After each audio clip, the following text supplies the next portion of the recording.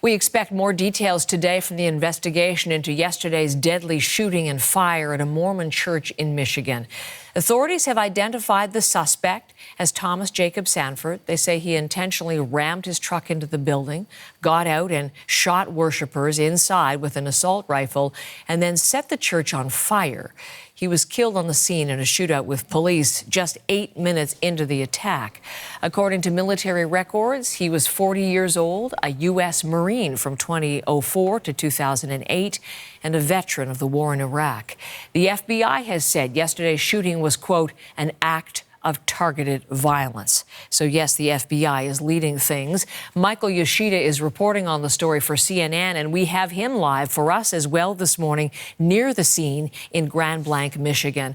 I was mentioning the details we have so far about what happened, Michael, and the suspect. What are you learning this morning that adds new information about what happened there?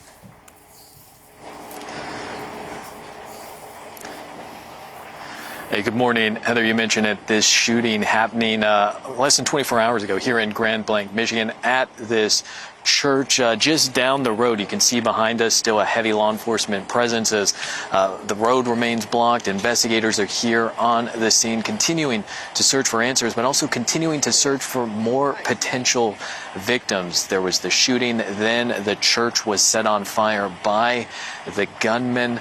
Investigators telling us that there are up to 7 still unaccounted for, and that they believe they'll potentially find more victims once they're able to get back going through the rubble of what's left of that church. This all happened about 20 minutes into the Sunday service at this church. That gunman, as you described, ramming his vehicle into the front of the building, then opening fire on hundreds who were gathered inside, gathering as a community, taking part in prayer. We're told that those inside jumping to cover children who were there as well. Investigators telling us last night at least 4 people have died, at least 8 also injured. And at this point, again, the main focus at this point is figuring out what may have led to this. A lot of questions about potential motive, and also, of course, trying to figure out if there are more victims still in that church. And as far as the community, a small town, how are people there reacting today?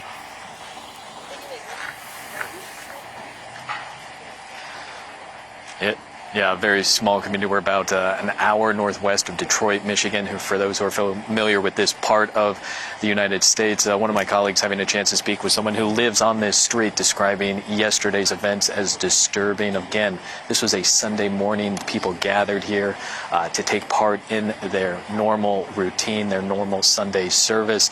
We know that resources have been opened up for members of the community, support services, counselors, as they try to process what happened here.